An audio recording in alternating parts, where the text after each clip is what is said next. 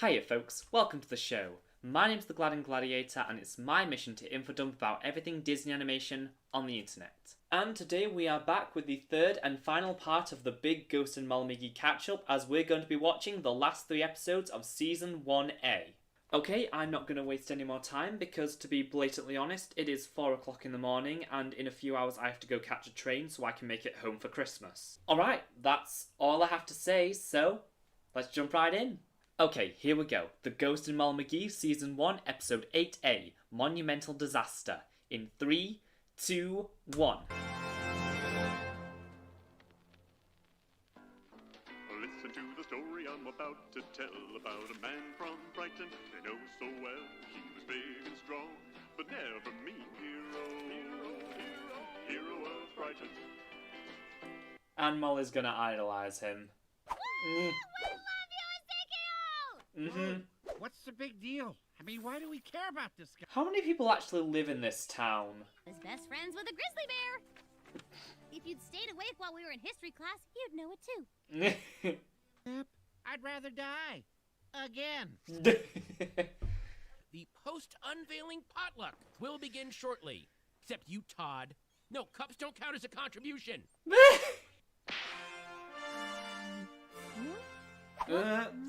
it's... And Brighton's burliest man, 1871 through 76. Oh, you are gonna have such an ego on you, aren't you? Don't go full fangirl. Oh my gosh, I can't believe I'm standing next to the Ezekiel. Scratch! Look who it is! Some It's guy Ezekiel brought cups. Tug Bottom himself! Whoa, whoa, whoa, whoa! And thank you for coming to the big unveiling. Stretch, was it? No, because he's a blowhard. He's always bragging. He's always acting like he's better than everybody else. Scratch! He is better than everyone. He's a hero. I'm just gonna sit back and see how long your little love fest lasts before you hit the wall. I'm sorry. Not long. I give it about 11 minutes. It's Golly. seen better Brighton days. sure has love. Let's change this to my face. Call this Tug Bottom Field. Yeah. Rename the whole place. Tug Bottom. Or Yeah. Seafield, either one. Oh no! Fear not, child. Ezekiel Tug Bottom is here. Huzzah! Can you even do anything? See, he is a hero. And it's No, he's just gonna save the things that have his face on him. That was close. so that is the longest I've ever waited to be proven right. Something weird is going on, and we have to figure it out. I'm sorry, did you say we? Yes, we. To the Tug Bottom Library! We should not have renamed that. Yeah. I'm getting major Jebediah Springfield vibes. You've come a sniffing. Libby! You know nothing.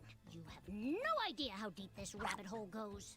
You need to visit the archives. Yep, This really does feel like Lisa the Iconoclast. I believe that's the name of the episode. Where Molly's going to uncover the truth of who he really is, but she's not going to tell the town because obviously that would ruin the spirit.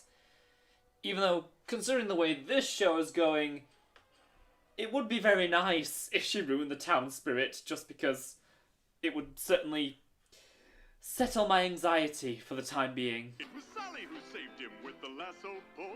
The story of Ezekiel is a bunch of bull. Yeah. Wait, can they say that on a Disney show? Of Brighton. The real end. Never mind, no, reveal the truth, Molly. Expand their minds, open their third eyes. And why does history remember Ezekiel as a hero? Because it's a patriarchal society. He made himself the hero instead of his sister. This injustice will... Oh, we have an episode about revisionist history. I'm game. The truth must come out! Avert your eyes! Don't look at the statue! He doesn't deserve your admiration! Even those biceps are a lie! How dare you try to destroy my legacy! What you gonna do? Why don't you just buzz off, you big blowhard? I'll show you, Oh, blowhard. he's standing up for her. Have you ever heard of mouthwash? No! We never should have looked up to you and your perfectly sculpted chin! Okay, but it just sounds like Molly's just yelling at clouds, which... What is it with me and the Simpsons references right now? In the end, Like, you need the ghost of his sister. What more the people want? A real hero!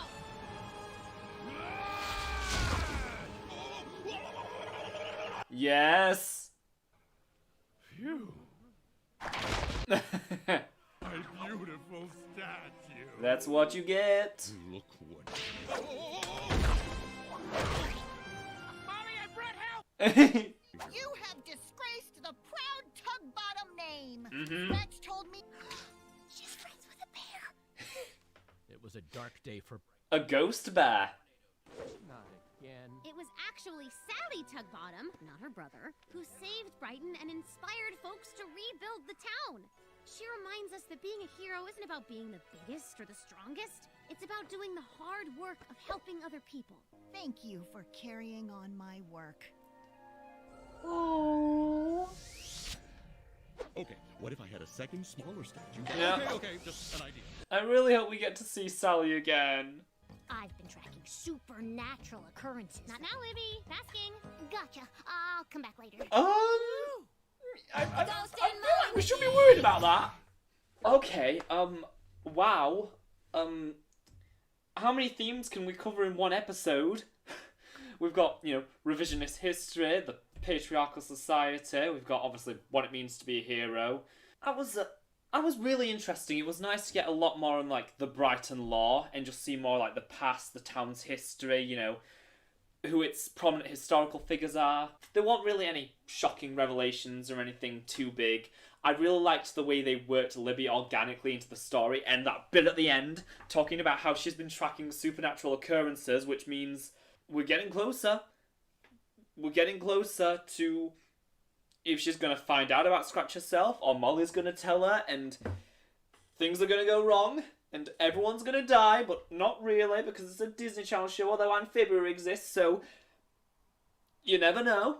One thing I haven't really gone into yet is how the show generally represents the people of Brighton, in that they're all dumb as bricks, but they're also incredibly nice and accepting of new ideas, which, you know, is really nice to see in a show like this, because it'd be so easy to make them all just so miserable and grouchy and have Molly have to come in and, you know, change everything. But, you know, they're very welcoming of her and her new ideas for, like, you know, how to change the town and make it better, and just, they're very supportive of her, which is just really lovely and wholesome. And now we're going to be moving on to episode 8B, Talent Show, in 3, 2, 1. Check it out! A talent show, aka another chance to share my incredible gifts with you. My Hey, Andrea. Talent show? Oh, this is going to be the best day of my afterlife. You know what talent shows lead to? Musical numbers. How many are we getting in this episode? Come on. And then there's always someone whose confidence is so huge, it crushes everybody else. oh, so cute! You think of that as a talent. Molly, I have no talent, but I do like to help out backstage. I mean, sure, I admire the bravery of Libby. those who face the blinding spotlight. Libby, but sweetie. with all my anxieties, that is definitely not. Uh-huh. I signed up on the wrong list. This is why you never try and do two things at once. I gotta get that sign-up sheet back. Whoa. Libby, don't you see? This was no accident. It wasn't? No. No, I'm fairly sure it was an accident. Well, I guess I can, sing? You sing? How did I not know this? I mean, she's a character in a musical. I hope she sings. I have a voice. Hear my battle cry. Okay, you know, Fears confine me. we can make some improvements. You know, just a few lessons. There's potential there. You really can't. She's going to be a disaster. Yeah. Oh. The thing is, Libby's gonna- what I don't like about episodes like this is it treats singing like this innate talent that you're born with and not something you can learn and develop over time. Shows like this always goes, okay, you either can sing or you can't, and there's no room for improvement with a lot of these. Libby, you know, that voice has potential. She just has to get some proper technique down and some training. I have a voice! No, that's worse. That is so much worse. I appreciate your help, Molly, but what I really need is... A backup dancer! To No. dazzle the crowd with movement. What she really needs is to know basic singing technique. Molly, I know what's going on here. You do? Yes, but singing is my gift, Molly. See? She could be brutally honest. Thanks for that Phantom of the Opera reference, Scratch. Molly! Libby just told me she's gonna be in the talent show. And it's all thanks to you. Yes, but it's not gonna be easy to hear. For anyone but me. Well, the truth is, Get in. The truth is, it needs work. A veritable feast of fear, a cavalcade of calamity. Scratch, I'm finding it very hard to find you likable at the moment. a way that doesn't hurt Libby's feelings or humiliate her. Yeah, like what? I mean, Those aren't proper vocal warm-ups, sweetie. Just song? That's all it says? Yep, everything you try is just gonna push it further.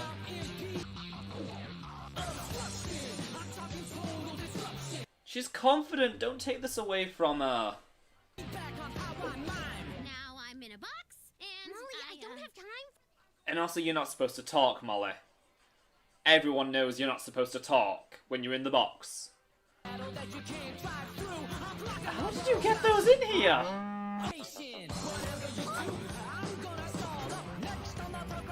Molly!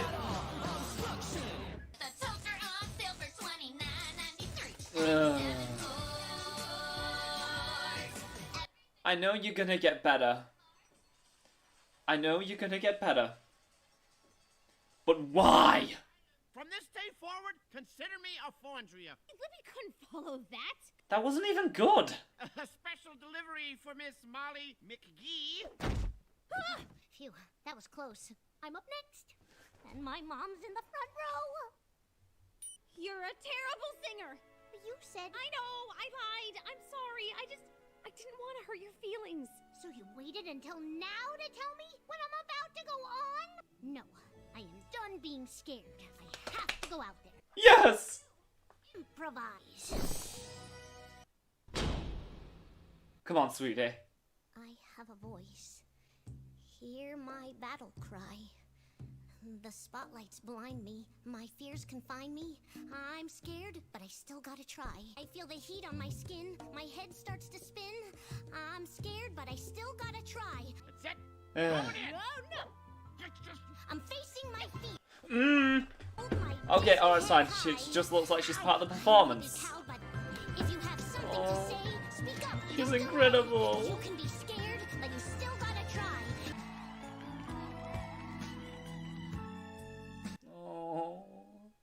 You think that counts for my misery numbers?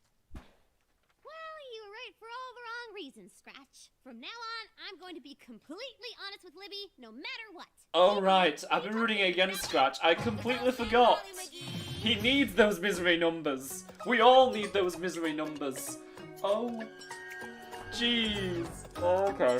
Libby is my everything. That was so adorable. Oh, that final performance is so good. The Ghost and Molly McGee, where every single character is a neurodivergent theatre kid. No, that ending definitely saved it for me, because I really do not like stories like this. I really don't like stories where they put characters in this camp of you can sing or you can't, which is just factually untrue. Just once, I want to see an episode where the character realises they're bad and then actually gets lessons to get good, because that's how you get good at something, you learn it. But I'm not going to bring my own hang-ups into this right now. It's so crazy, I got so invested in Libby and was just so against Scratch that I completely forgot that I kind of need Scratch to win. That is so ingeniously clever. Because of the way this show has been set up, I am constantly rooting for basically the antagonist.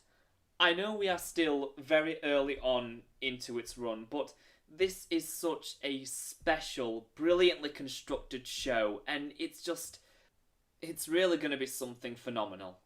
Although, when we heard Libby sing there, that was a diegetic number, meaning we saw where the source of the music was coming from. When we go into the actual musical numbers, and it'll be a fantasy sequence, which is non-diegetic, because it'll be in the minds of everyone in the story, then she's going to sing amazingly, because you can hear when a talented singer is purposefully trying to sound bad, and I could hear that there. When Libby sang her little bit there, I could definitely hear, you know, this is someone that can sing, knows how to sing, having to put this on for the sake of the performance. But anyway, now we're going to move on to episode 9. Okay, and here we have episode 9A, Scratch the Surface, which I think is the episode I have been waiting for. So, yeah, let's get right into this. In 3, 2, 1. I wonder if this is going to be one of those shows where the theme song changes every season. It's like, I imagine they'll find some way to, like, sneak Libby in there at some point. Hold on, Molly's got blue hair and pronouns. I had the craziest Friday night. Yeah, but... No, you can't tell Libby about our ghost adventures. The animation is especially good here. Scented rainbow ribbon candle, which she is just nuts for. And so we just went all around town looking for it. It's not in your nature to lie, is it, Molly? And no rainbow candle. That is crazy. Weird enough to be true, but boring enough that there are no follow-up questions. She's my best friend, Scratch. She should know about you. I'm getting stress hives from all the lies. Ugh. Why is that a running gag on this show? Cancel that! I don't keep my stairs. No. We do not mention the Ghost Council. We do not bring up the Ghost Council or the Flow of Failed Phantoms. We're living in denial. We're living in denial, Scratch. Flow of failed phantoms. Hi, Mrs. McGee. No. Wait a second. They just told them. Scratch just told Molly about the Flow of Failed Phantoms. We're gonna have some follow-up questions, Molly? You got any follow-up questions? Because I have follow-up questions.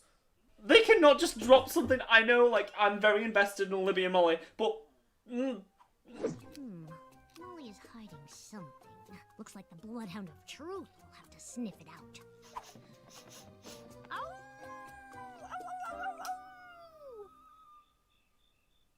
What do I do? It's Molly's the man!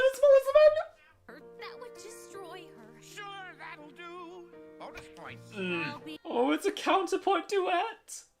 Anyway, I was thinking tomorrow. But she's loving and she's thoughtful. Maybe it's best if I send her a text. Scratch! Get away from that phone!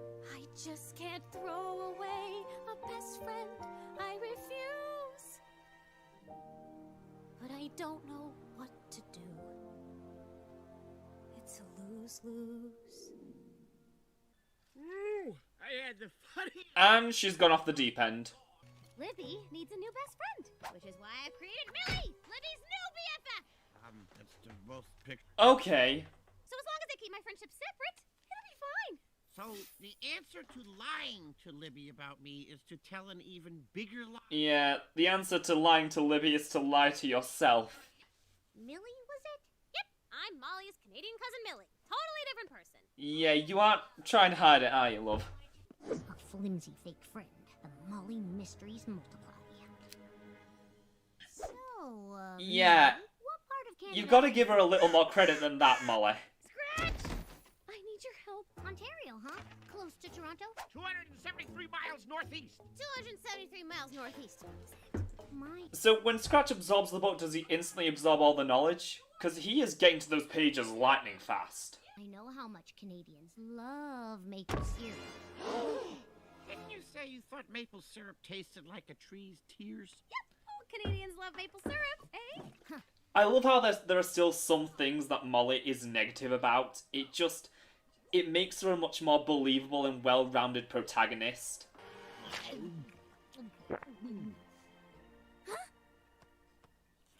Honestly, that's not bad. I'd have enough. You're going to love it, Millie. Which cup hides the ball? Is it under one or... Oh, this show's continuity. This show has got great continuity already. Hey, you could hate close-up magic like your cousin, Molly, right? Well, you know, two people can dislike the same thing. This cup. Fine, this cup. The ball is gone, as if by magic. Molly's not impressed. Maybe even a better friend than Molly. Wow, what a nice compliment for Millie. Who's me? I love it. Oh, sweetie. Mally from Tallahassee. Oh, Scratch, my skin can't handle another lie. Mm-hmm. But you know, Mally has a talking cockatiel named Paul. He's gonna give in because he cares about her too much. Then I have no choice. I can't ever see Libby again. Hey, Libby, come on in. I just wanted to talk to you about... Millie? Yeah, she's not dumb. She did mention last episode that she's been tracking paranormal occurrences. Supernatural, same difference. We finally shook Libby, huh? Or did you? Once the bloodhound of truth gets your scent, there's no hiding. No more lies. I know the truth. You have an Eastern Canadian brain slug. Reveal yourself, slimy puppet No. master. You don't want to be my friend. What? No, Libby, I swear, that's not it. Well, what else could it be? This has happened before. I just thought you were different. Please? Okay, fine, but just Libby. Mm-hmm. Oh. The truth is, I have been hiding something. Someone, actually. Ah, it's a ghost. I mean, that's probably the best reaction we could hope for. Oh, it finally happened! Oh my god, it finally happened. Okay, okay. This just opens up so many new story possibilities. Is this going to be a two-parter? Is this going to be a two-part episode like getting the band show back together in the greatest concert ever? I really hope it is. I really hope just like the next episode is going to open with Libby waking up and then we're going to just explore this new character dynamic and it's going to be so good. Oh my god, I can't... Oh, that is our first really big status quo shift in this show and I am so ready for it. In some ways, this does feel like it was supposed to be the mid-season finale. Just in the sense that it's calling back to so many other episodes. Like we saw like how Molly feels about street magicians and all that lot. It's just the little moments that make you realise just how invested you've become in a show and its characters and how emotionally attached to them you are. That final scene with Molly and Libby, that was... I could feel my heart shattering in that moment. But then, we finally got the big emotional song I've been waiting so long for, and it was so worth the wait. Oh, I loved it so much. The melody, the singing of it, the visuals. It was so overdramatic and so 90s that it was perfect. It was flawless, absolutely stunning. I'm just gonna go listen to that 50 times over as soon as this recording is done. But anyway, Scratch has told Molly about the flow of failed phantoms and the Ghost Council. That is huge. I mean, we glossed over it, but just so many shocking revelations and twists and story development happened here. So Molly now knows about the flow of failed phantoms. And I assume pretty soon Scratch is going to tell her about the misery numbers and what happens if his drops below the satisfactory level of the Ghost Council. So we're getting to that point where Molly is going to have to make the difficult decision to start repressing her irrepressible optimism to, you know, try and save her best friend, which is going to be so interesting to just see how that all unfolds. But I am getting way ahead of myself because we still have one more segment in this episode and then a whole other episode to go.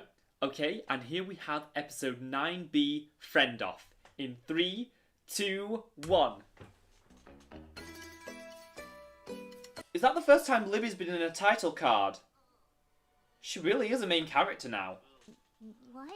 Libby, this is Scratch. Mm-hmm. He loves tacos, napping, and acting grouchy, but really he's just a big squishy marshmallow, aren't you? Yeah. Ghosts do exist. Mm. And they're rude. And they have a whole other dimension. Now my two BFFs could be BFFs together! No. Mm-mm. Not everyone has to like each other all the time, Molly. Yes, they do. More friends equals more fun. I will really appreciate it if this episode sticks to that and doesn't have them become friends by the end. Although, that is the standard way this kind of story usually goes.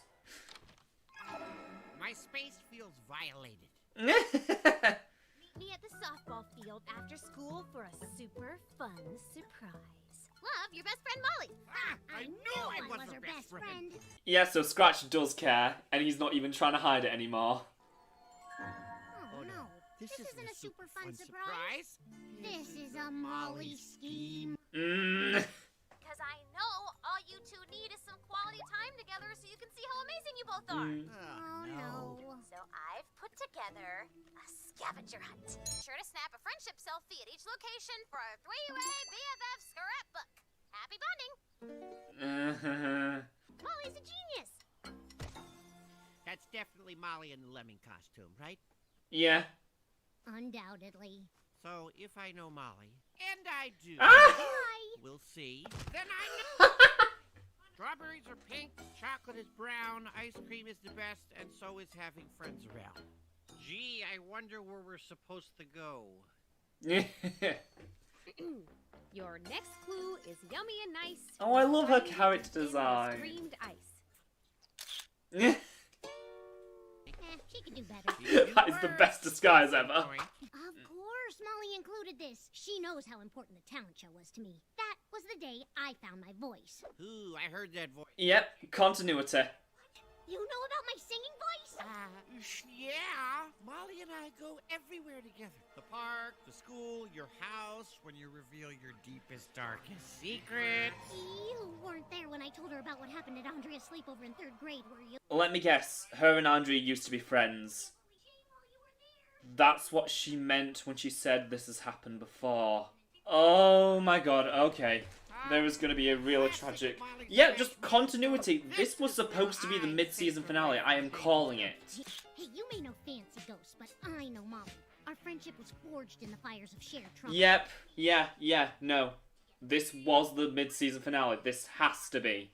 Because Molly chooses to be my friend, whereas she's cursed with you. Well, I mean... Oh. Insecure Scratch. Yes! We get an 80s pop song?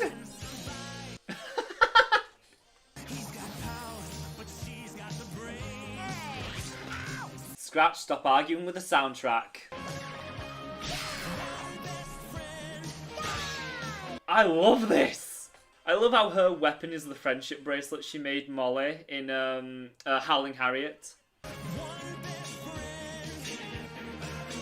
Ooh, we've got a chorus! And they're gonna rip it. Oh, they're working together to open the clue. No, sweetie, you are blind. The very concept of you makes people sad. I found a best friend for life, but you wouldn't understand that because you're not alive. Oh, hit him where it hurts. Great. Now look what you did. Chain reaction. It's about to start yet. Yep, they're gonna have to save Molly. Just call Scratch. He's obligated to come to you whenever you call for him. Yep. Molly's summoning me. Has she ever magically summoned you? No? Well, then I guess you know who she likes better. Bye. Yeah. Did someone go Yeah. Every time! Molly's gonna get, like, there's gonna be an episode where Molly turns into a ghost. There just is. Or at least she has, like, an out-of-body experience. No. You need Libby. I said some mean things because, well, you know, I don't want to lose Molly to you. You're cooler than I want to admit. Oh. She's in danger. Danger? Mm-hmm. Reprise!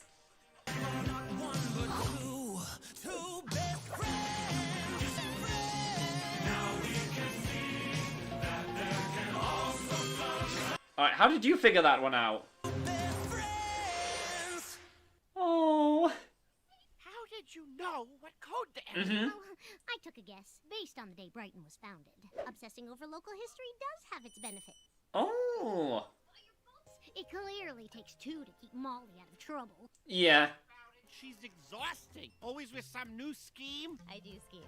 You know, I've got some stale cake, but I would not mind sharing it with you if you'd be into that. Two best friends! The Ghost and Molly McGee! Was that just a joke? Or were they actually setting something up there? See, that's the thing with a show like this. I can never tell. I can never tell what's just like supposed to be like a quick one-off joke and what's actually setting up something bigger further down the road.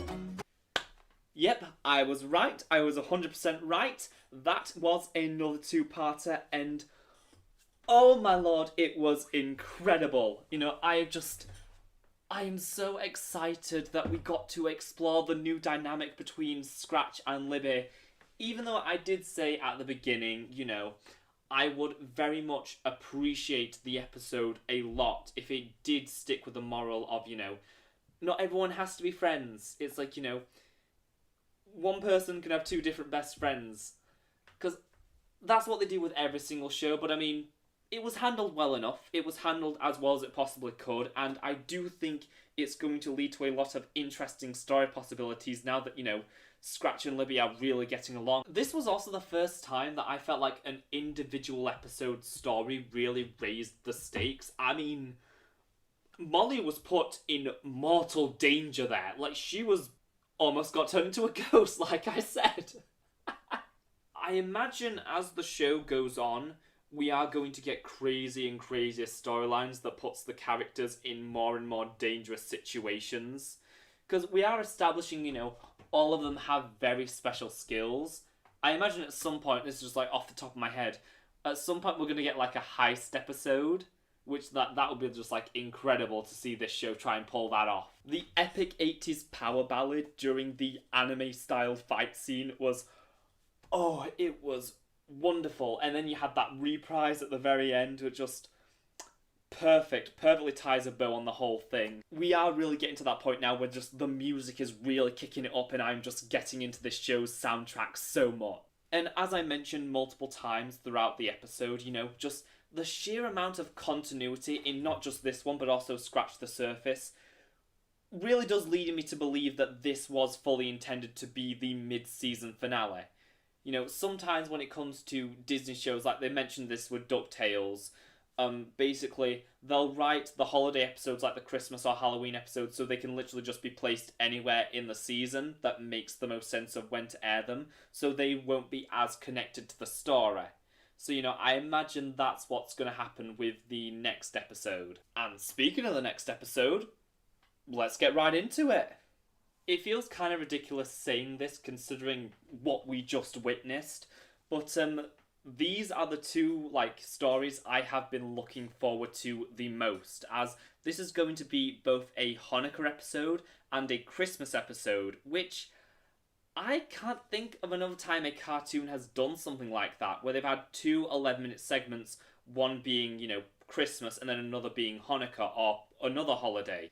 It just really shows how much attention, care, and dedication the writers have put into the Jewish representation in the show, which is just really lovely to see, because it's very rare that you get Jewish main characters in a mainstream animated series, and even more rare to get an actual Hanukkah special. But anyway, let's get right into this with episode 10A, Festival of Lights. In 3, 2, 1. Yeah, no, Libby being in the title cards just confirms to me she is now a main character. My mom and I have never had this many people, or ghosts, over for Hanukkah before. Yeesh, their beady reptilian eyes are looking straight into my soul.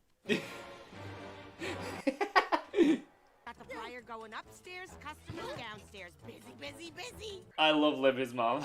And is also called the Festival of Lights. Well, she's trying. She's making an effort. Never be caught without a generator during a Midwest winter. Of course, I forgot to stock up on fuel. Oh well, looks like we've only got enough juice to last an hour. Oh, well, what a great Hanukkah it's been, but you know what? It's 1:30 snack o'clock. McGee's, let's roll. It's all fried in oil. Fried food? I get a whiff, and all at once, I'm yearning. How many songs are there going to be in this episode? Hash browns make me come unglued. These are latkes. Give me fries and empanadas. Give me egg rolls. No, they are just really going all out with the songs now, and I'm so in love with it. As the love that I feel for deep fried gold. Hot oil. Okay. None! Wait, none. Sorry, Scratch. That's just how the dreidel spins.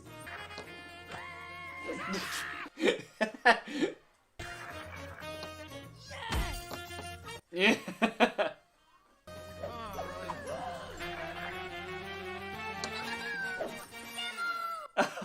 Oh, I just love seeing her so happy.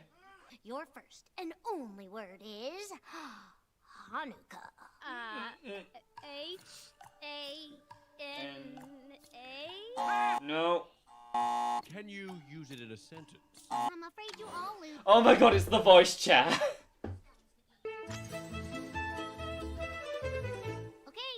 time for a Stein Torres Hanukkah tradition. Write down a miracle that happened to you this year and stick it in this box. Oh. Scratch is gonna be. Oh.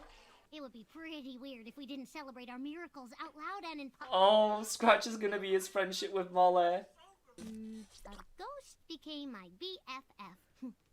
That's Molly's. You got me. Every year she says I'm Libby's my miracle! It's a miracle I didn't get caught. For your own safety, it's best you don't know more than that. The fan's still running. Is that really a miracle, Mom? Oh, trust me, it is. Yeah.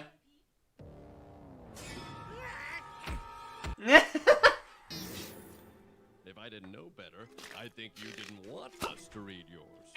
Oh, come on, read it. I used to haunt a house. Now I haunt a home. Oh. Oh. Buddy. See, this is what... I love them all so much. Their temple was dark, destroyed by the fight. All they had were a few drops of oil to light. But the flame kept... Oh, Libby's doing another performance. The next day, the third day, the fourth day again, as they rebuilt the sacred spaces within, their temple's menorah stood up to the wind. Look, they said, still lit. As the 6th and 7th days went by, it must be a miracle sent from on high. Look, they said, still lit. And I think of that story. Deep down I know that no matter the battles we fight as we go, inside of us all, a Hanukkah glows. And look, still lit. Oh. That was like a really nice performance, but oh, Alakis. That was a really great performance, but I just realised Libby has to do a rap song at some point during this show. Wow, can't believe our generator's been kicking for 7 hours already. Still lit. I was raised Jewish, but then I moved to Brighton, and I kind of lost touch with that part of myself. Seeing your menorah, it reminds me of home.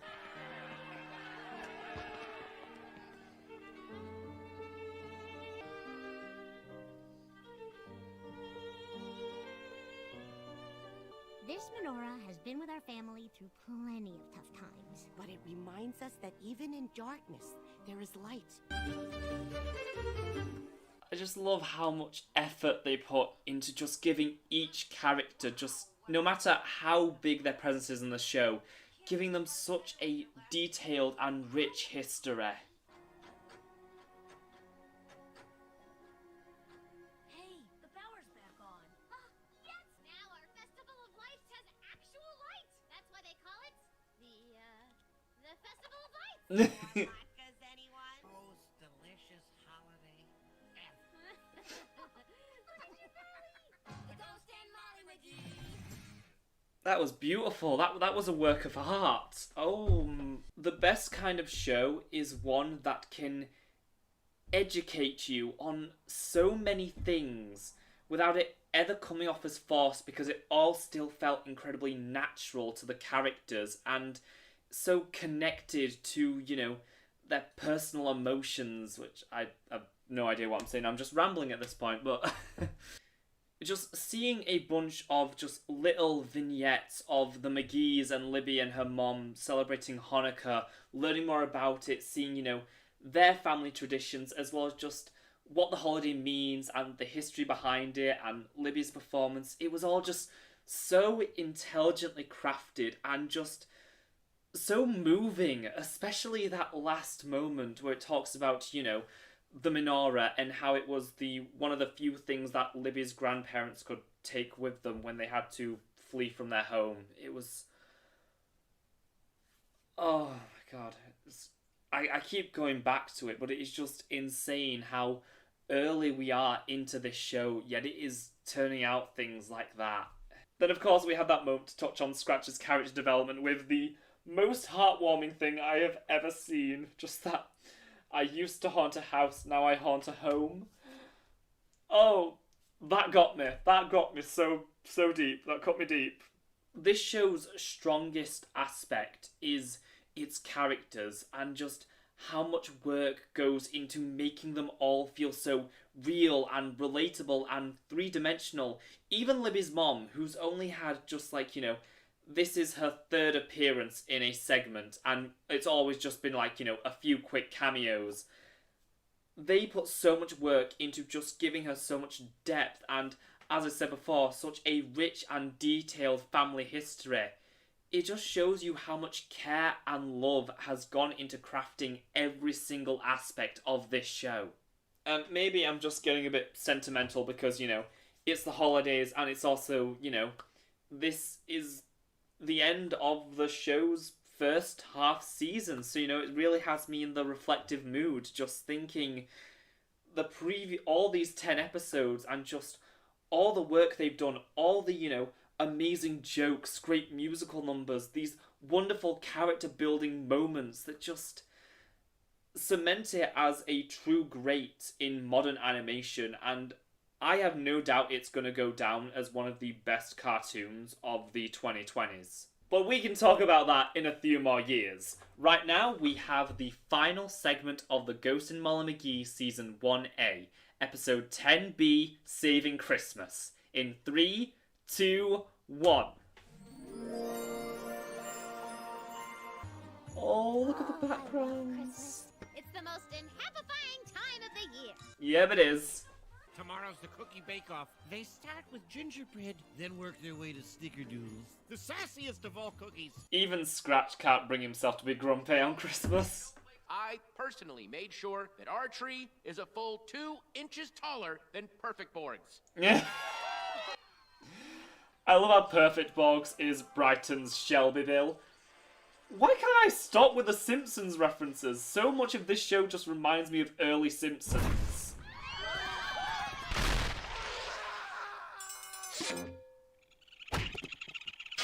Oh wow. It took no time at all to get to the part where we need to save Christmas.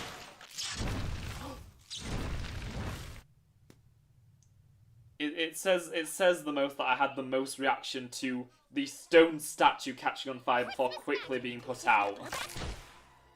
No.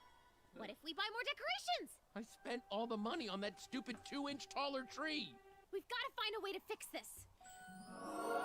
Thing is, I imagine they won't be shoving in the Ghost Council and the misery numbers for this episode. Andrea, are we gonna start our Andrea redemption arc? Then you know what? I'm gonna give you a hard no on this charity thing. Davenport's department store does not hand out free joy, especially... Oh yeah, I already hate you. I already hate you, and I already feel so sorry for Andrea. You're doing your job well, mister. Tradition! You should listen to her, Daddy. Andrea? You agree with me? I was gonna be this year's snowflake queen. Like, Mom was at my age, but... We'll just stage a photo and put it on your socials. It'll be... Does Andrea not have a mum? No, I feel like this might be the episode. That's it! A Christmas Carol! We'll Oh. scare Mr. Davenport into the sponsorship with a Scrooge-like intervention.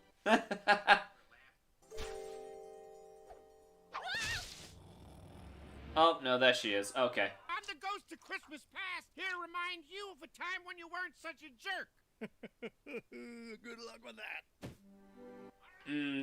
Yeah, you're probably just rotten to your core. Stupid window. Sorry, it's locked. Why are we in my office? It's a vision from your past. Okay, but like, you know, my childhood was the 1980s, not the 1890s, right? Christmas be at the time to make money, not merry. Christmas is a time for giving. Our bottom line, a boost, so we stay open on Christmas and we fire any employee who wants the day off and we make an example of them. Oh, I hate you. I hate you so much. Please get thrown into a flaming pit of spikes. We'll have to rely on the snowflake celebration for all our Christmas cheer this year. But Mother, the snowflake celebration was cancelled. Alright, Molly, you're overdoing it a smidge. Mismatched furniture, tacky throw pillows, who barfed those out? Excuse me? You come into my house and say that to me? Let me go. I'll deck his halls. Not over yet. We've got one last ghost up our sleeves. I think they should have let Sharon just deal with it.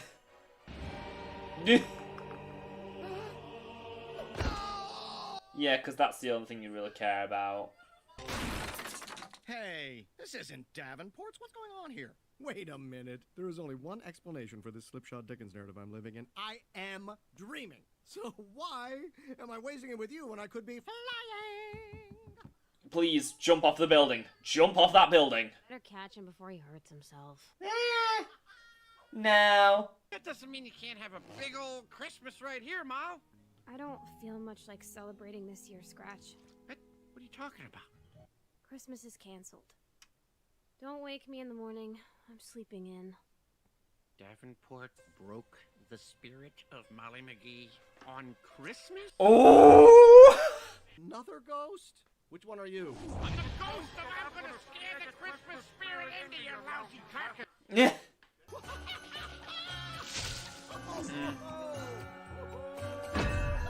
Yeah. Spirit, stop, please. Is this a vision, Spirit? Or is this actually happening? I don't understand. Spirit, why is my little button crying? 'Cause to you, Christmas is a time to make money. My father was a great businessman, but not a very good dad. I'll do it, Spirit. I will fund the snow. That's it. Break the cycle of abuse. Yes!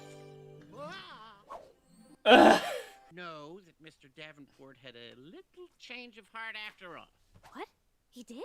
Snowflake celebration? I can't believe that actually made me feel bad for Andrea. Stringing lights up, Protecting every hall. Is this the first time the family's sung? In green and red decor. Merriment per capita will crush perfect boring. We'll use this old asbestos to make artificial snow.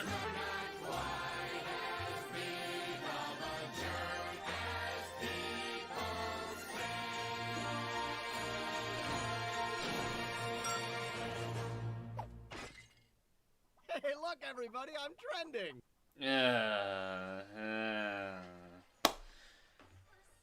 Hits the little victories. Hits the little victories.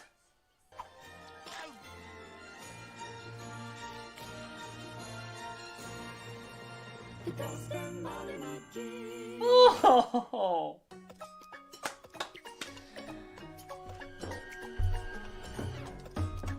I've got to be honest, after the Festival of Lights, that one was just a smidge underwhelming in the story and character department.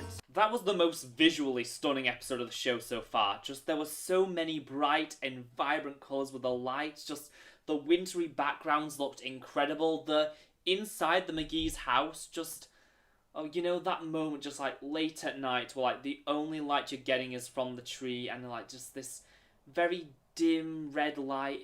It looks so stunning and beautiful, and oh my god, this show has such an amazing art style that is perfect for this time of year. Mr. Davenport can go throw himself off a cliff as far as I'm concerned. I mean, I get it, we had to do the Scrooge thing. I did like the fact they acknowledged they had to speedrun it because, you know, it's 11 minutes. We can't do an entire Christmas Carol in 11 minutes. Someone who was just such a nothing character. Even then, we still learned quite a bit about his backstory, which again is what I'm talking about, the attention to detail this show puts into every single character. And then, the biggest surprise to me for that episode was honestly Andrea, because it actually got me to somewhat care about what happens to her. Now, before I was hoping for a redemption arc for her, now I'm kind of actively rooting for one.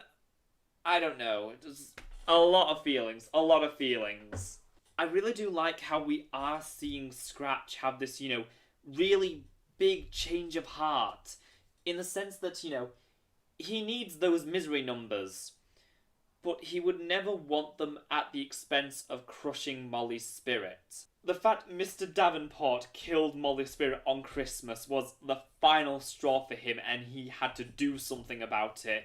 Again, shows just what a great and well-developed character he's become, and just how much he has changed from the first episode. Overall, while I did enjoy the Hanukkah one just a bit more, just when you put them both together, you have the perfect holiday episode, and it's fantastic, and the show is just so good that it's hard for me to keep coming up with words to describe it. But yeah, that was the Ghost and Molly McGee Season 1A. What a wild ride it has been. You know, just from those very humble beginnings of just a girl meeting a ghost who accidentally cursed himself to be stuck with her, and just going from that to learning about, you know, more of the lore with the misery numbers, and meeting all the different ghosts like Abraham Lincoln and Jeff and Sally, and just all the new characters and the Brighton residents, and just how developed they've all become, and how each resident of Brighton is designed so amazingly to perfectly encapsulate their personality before they even open their mouths. And that's not even mentioning just the humour and the art and the animation style, and just how fluid all the movements are, and the facial expressions are so wacky and off-model, but they always fit, and it never feels like it's too much. We've already been through so much with these characters, yet the ride is only beginning, and I am on the edge of my seat to see what the second half of this first season has in store. If you happen to be new around here, feel free to subscribe and comment down below, as it helps me out a whole lot. Also, liking the video wouldn't hurt either. And as always, a huge massive thank you to the wonderful, beautiful soul Kayla Babington for supporting me over on Patreon. If you want to support the future of this channel and me as a creator, you can do so by heading over and becoming a member of my Patreon, which will be linked in the description and comments down below. But of course, it's entirely optional, and I greatly appreciate every single person who watches and enjoys my content. Thanks so much for watching, folks, and I'll see ya real soon.